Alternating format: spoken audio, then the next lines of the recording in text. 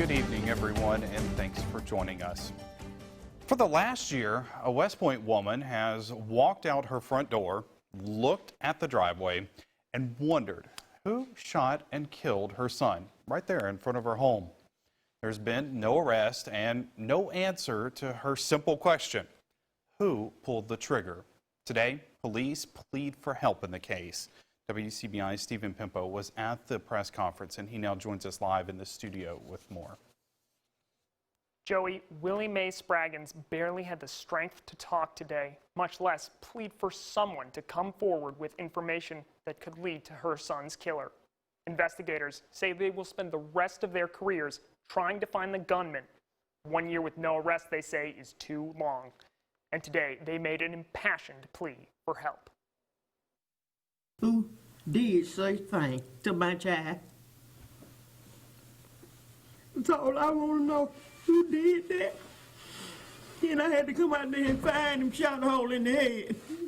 1 year later, Willie Mae Spraggins is still looking for answers after her son was shot and killed right outside her front door. On Wednesday, she stood with her daughter and granddaughter as West Point Police Sergeant Ramirez Ivy once again asked for help to find the person who killed Jamel Banks. We need you.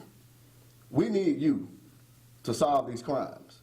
And so we're asking to help this mother that's grieving, to have to relive this every day.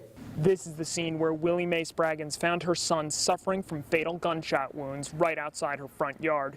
A year later, and the search for a suspect continues. Sergeant Ivy says police have struggled to come up with credible witnesses or promising leads to find out why Banks was killed and who pulled the trigger on November 25th, 2019. I need factual information. This family deserves factual information about their loved one. You know, we can't, conspiracy theories don't solve a case. Banks' daughter, Jemiah Weber, thinks some people are just too afraid to talk. People don't want to be labeled as a snitch or a tattletale, so I honestly feel like that's a big barrier to individuals coming forth. Banks was a father of 3 who worked at a car wash and had no apparent enemies. Please, somebody come forward to help us so I can be able to tell my niece one day that somebody murdered her father and we know who it is. If you have information to help police find the person that killed Jamal Banks, call Golden Triangle Crime Stoppers. You can report anonymously.